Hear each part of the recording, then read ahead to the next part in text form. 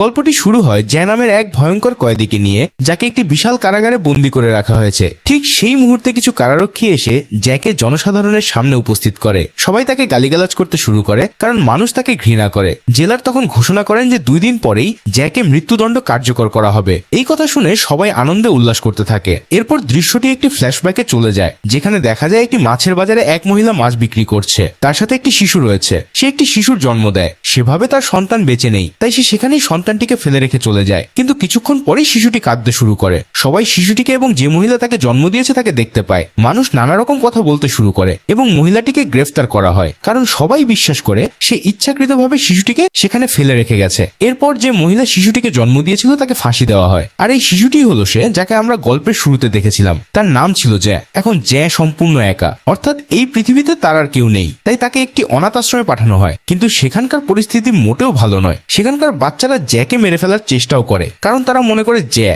সেখানে এলে তাদের মধ্যে কেউ একজন মরে যাবে। তখন এই অনাথ আশ্রমের মালিক একজন মহিলা সেই বাচ্চাদের কাছে আসেন এবং তিনি সেই সব বাচ্চাদের মেরে ফেলতে শুরু করেন। এভাবে ধীরে ধীরে সময় কেটে যায় এবং জ্যা এখন 5 বছর বয়সী হয়ে ওঠে। কিন্তু 5 বছর হয়ে যাওয়ার পরেও, এমনকি এরপরেও জ্যা একটি কথাও বলেনি। আসলে জ্যা কথা বলতে পারে না, কিন্তু তার ঘ্রাণ শক্তি অত্যন্ত প্রখর। সে যে কোনো জিনিস শুঁকেই বলে দিতে পারে সেটা কি।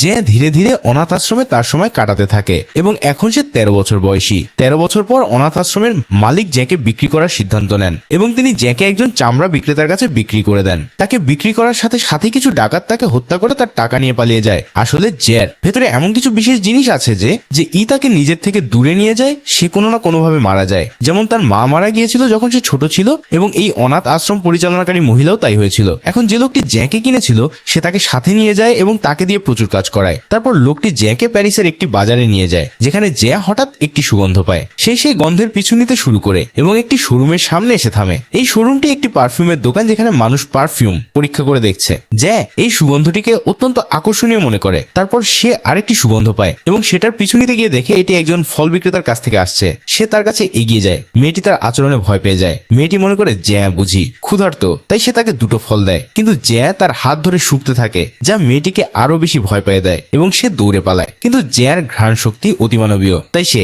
শুকে শুকে আবার মেয়েটির কাছে পৌঁছে যায়। কিন্তু তাকে দেখে মেয়েটি ভয়ে জোরে জোরে চিৎকার করতে শুরু করে। জ্যা তার মুখ চেপে ধরে, কারণ সে চিৎকার করতে থাকলে মানুষ এসে তাকে মারাত্মকভাবে মারধর করবে। লোকজন চলে গেলে জ্যা মেয়েটির মুখ থেকে হাত সরিয়ে নেয়, কিন্তু ততক্ষণে মেয়েটি মারা গেছে। জ্যা এতে গভীরভাবে মর্মাহত হয়, কারণ সে মেয়েটিকে মারতে চায়নি, আর এখন সে মরে যাওয়ায় তার সুগন্ধও চলে গেছে। এরপর জ্যাকে এই শহরের এক ব্যক্তির কাছে চামড়া পৌঁছে দিতে হবে। যখন সে সেখানে যায়, দেখে দোকানটি পুরোপুরি একটি পারফিউমের দোকান। দোকানের মালিক একসময় একজন বড় পারফিউম ব্যবসায়ী ছিলেন, কিন্তু এখন এই শহরে এত বেশি পারফিউম ব্যবসায়ী হয়ে গেছে যে ব্যবসা অনেকটাই কমে গেছে। জ্যা সেখানে পৌঁছে দেখে বিশাল বিশাল সংগ্রহ রয়েছে পারফিউমের। এই পারফিউমগুলোর গন্ধ তাকে অত্যন্ত আনন্দিত করে। সে তখন পারফিউমগুলো শুকে মালিককে তাদের সুগন্ধ সম্পর্কে জিজ্ঞেস করে। সে তার জন্য বিভিন্ন পারফিউম মিশিয়ে একটি নতুন পারফিউমও তৈরি করে দেয়, যাতে নানা ধরনের সুগন্ধের সমাহার রয়েছে। এই সুগন্ধগুলো এতটাই চমৎকার যে পারফিউম ব্যবসায়ী সম্পূর্ণ মুগ্ধ হয়ে যান। জ্যা এমনকি তার জন্য একটি পারফিউম তৈরি করে, যেটা শুকলে তাকে তার প্রেমিকার কথা মনে পড়ে যায়। তিনি সিদ্ধান্ত নেন জ্যাকে কিনে নেবেন, যাতে সে নতুন নতুন পারফিউম তৈরি করতে পারে এবং তার হারানো সুনাম ফিরিয়ে আনতে পারে। তিনি তখন আগের লোকটির কাছ থেকে জ্যাকে কিনে নেন এবং যথারীতি সেই লোকটিও মারা যায়। পরিস্থিতি স্বাভাবিক হয়ে আসে এবং এখন জ্যা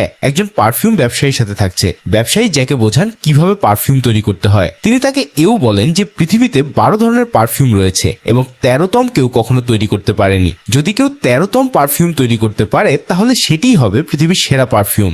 জ্যা ঘোষণা করে সে অবশ্যই 13তম পারফিউম তৈরি করবে।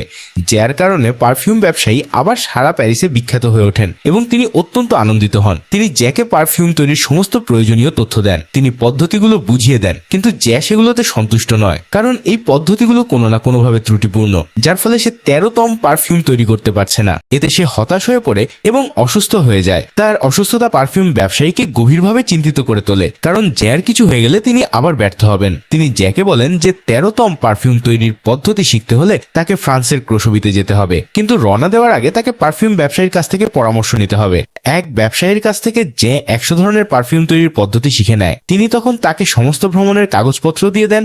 জ্যা পায়ে হেঁটে ফ্রান্সের উদ্দেশ্যে রওনা হয়। জ্যা বের হওয়ার সাথে সাথেই পারফিউম ব্যবসায়ীর বাড়িটি ভেঙে পড়ে এবং তিনি মারা যান। এরপর দেখা যায় ক্রোসোর দিকে যাওয়ার রাস্তায় হাঁটছে। সে 2টো পথ দেখতে পায়, একটি গ্রামের দিকে এবং অন্যটি বনের দিকে। জ্যা পাহাড় ও বনের মধ্যে দিয়ে যাওয়ার পথটি বেছে নেয়। মূলত জ্যা একটি সিদ্ধান্ত নিয়েছে, সিদ্ধান্ত নেয় দুনিয়া, সমাজ এবং মানুষ থেকে নিজেকে আলাদা করে বনের মধ্যে একা বাস করবে। তাই সে পথের মাঝে একটি গুহায় গিয়ে বাস করার সিদ্ধান্ত নেয়। পরবর্তী কয়েকদিন সে সেখানেই থাকে। এক রাতে সে স্বপ্ন দেখে। স্বপ্নে সে সেই একই মেয়েকে দেখে যে ফল বিক্রি করত, যার শরীর থেকে সুগন্ধ বের হচ্ছিল। হঠাৎ তার চোখ খুলে যায় এবং সে দেখে চারদিকে কেউ নেই। তখন সে নিজের হাত শুকে দেখে এবং তখনই বুঝতে পারে যে তার নিজের শরীরে কোনো গন্ধ নেই। তাই জ্যা উপলব্ধি করে যে মানুষ থেকে আলাদা থাকার কোনো প্রয়োজন নেই, তার শরীরের গন্ধই মানুষকে আকর্ষণীয় করে তোলে। সে ক্রাশতে যাওয়ার সিদ্ধান্ত নেয় এবং রওনা হয়। পথে সে ফল বিক্রেতার শরীরের গন্ধের মতো একটি পরিচিত সুগন্ধ পায়।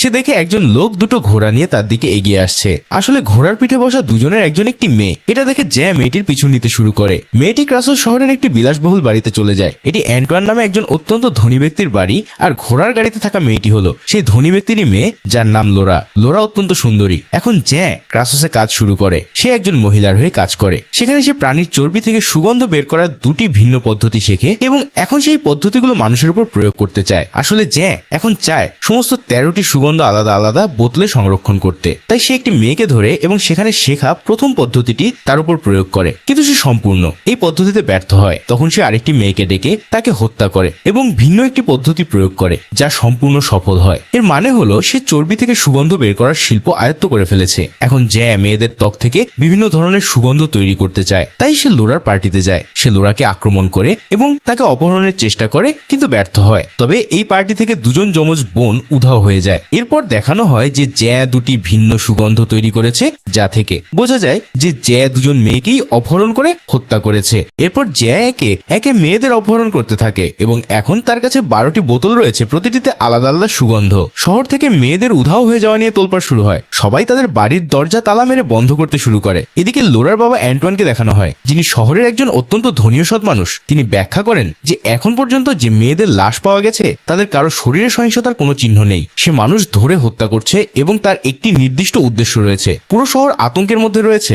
ভয় সবাইকে গ্রাস করে ফেলেছে। তাই সবাই চার্চে যায়, যেখানে তারা পাদ্রির কাছে সাহায্য চায়। পাদ্রি বলেন, আমি অবশ্যই তোমাদের সাহায্য করব। কিন্তু তখন একজন লোক জানায় যে খুনিকে ধরা হয়ে গেছে। কিন্তু অ্যান্টোয়ান এটা বিশ্বাস করেন না, কারণ তিনি জানেন খুনি এতটাই চালাক যে তাকে এত সহজে ধরা যাবে না। অ্যান্টোয়ান তার মেয়ে লোরাকে নিয়ে অত্যন্ত চিন্তিত হয়ে পড়েন এবং ক্রাসো ছেড়ে চলে যাওয়ার সিদ্ধান্ত নেন। তিনি তার মেয়েকে নিয়ে চলে যেতে থাকেন, কিন্তু চলে যাওয়ার সময় জ্যা মেয়েটির গন্ধ পেয়ে যায় এবং বুঝতে পারে লোরা শহর ছেড়ে যাচ্ছে। তাই সে তার পিছু নিতে শুরু করে। জ্যার কাছে একজন মহিলার কুকুরও ছিল, যাকে সে হত্যা করেছিল এবং কুকুরটি মাটি থেকে তার মালকিনের কাপড় ও চুল খুঁজে বের করে। জ্যার হয়ে কাজ করা একজন লোক এটা দেখতে পায়। পুলিশ এসে জায়গাটি তল্লাশি করে এবং সমস্ত মেয়েদের চুল ও কাপড় খুঁজে পায়। এর মানে তারা এখন প্রকৃত পরিচয় জানে। খুনিটি হলো জ্যা। লোরার বাবা অ্যান্টোয়ানকে দেখানো হয় একটি হোটেলে থাকতে। তিনি লোরার ঘরের চাবি নিজের কাছে রাখেন, কিন্তু রাতে যখন তিনি ঘুমাচ্ছিলেন তখন জ্যা এসে পৌঁছায়। সে লোরার ঘরের চাবি তুলে নেয়, ঘরে প্রবেশ করে। পরে সকালে দেখা যায় জ্যার কাছে আরেকটি নতুন পারফিউমের বোতল রয়েছে। এতেই বোঝা যায় লোরা আর বেঁচে নেই। এখন জ্যা তার তৈরি করা সমস্ত বিভিন্ন সুগন্ধের বোতলগুলো একটি বোতলে মিশিয়ে তম সুগন্ধ তৈরি করে। কিন্তু ঠিক সেই মুহূর্তে বেশ কয়েকজন সৈন্য এসে জ্যাকে গ্রেফতার করে। এরপর দৃশ্যটি আবার বর্তমানে ফিরে আসে, যেখানে আজই জ্যার মৃত্যুদণ্ড কার্যকর করা হবে। দূর দূরান্ত থেকে মানুষ এসে ভিড় করেছে। এখানে দেখানো হয় জ্যাকে, জ্যা যে টম পারফিউম তৈরি করে ফেলেছে। সে সেটা সারা শরীরে মেখে নিয়েছে। যখন সে সেই লোকটির কাছে যায় যে জ্যাকে মৃত্যুদণ্ড দেবে, সেই লোকটি জ্যার পায়ে পড়ে যায় এবং ঘোষণা করে যে জ্যা নির্দোষ। আসলে জ্যার শরীর থেকে বের হওয়া 13তম পারফিউমের সুগন্ধ সেই লোকটিকে সম্পূর্ণ বদলে দিয়েছে। সে পুরোপুরি মুগ্ধ হয়ে গেছে। জ্যা তখন একটি কাপড়ে পারফিউম মেখে সেটা বাতাসে নাড়াতে থাকে। সবাই সেই সুগন্ধ পায় এবং সবাই মুগ্ধ হয়ে যায়। তারা সবাই প্রেমে পড়তে শুরু করে। কিন্তু তখন লোরার বাবা তলোয়ার হাতে এসে উপস্থিত হন। তিনি জ্যাকে হত্যা করতে চান, কিন্তু তিনিও সেই সুগন্ধে মুগ্ধ হয়ে জ্যার সামনে হাঁটু গেড়ে বসে পড়েন। এবার তিনি জ্যাকে তার নিজের ছেলে হিসেবে গ্রহণ করে নেন। কিন্তু জ্যা উপলব্ধি করে যে সে অনেক বড় ভুল করে ফেলেছে। আজও সে সেই মেয়েটির কথা ভুলতে পারে না যে প্রথমবার তাকে স্পর্শ করেছিল, সেই ফল বিক্রেতা মেয়েটি। সে চায় সে যদি বেঁচে থাকতো তাহলে তাকে ভালোবাসতে পারতো, তার পাশে থাকতে পারতো। জ্যা তার ভুল বুঝতে পারে। তাই সে চলে গিয়ে সেই মাছের বাজারে পৌঁছায় যেখানে সে জন্মেছিল। জ্যাই যে তম পারফিউমের বোতলটি বের করে নিজের সারা গায়ে মেখে নেয়। সেখানে অনেক মানুষ বসেছিল। সুগন্ধ পেয়ে সবাই নিজেদের নিয়ন্ত্রণ হারিয়ে ফেলে। তারা জ্যার উপর ঝাঁপিয়ে পড়ে। তারা তাকে হত্যা করে। এভাবেই গল্পের সমাপ্তি ঘটে।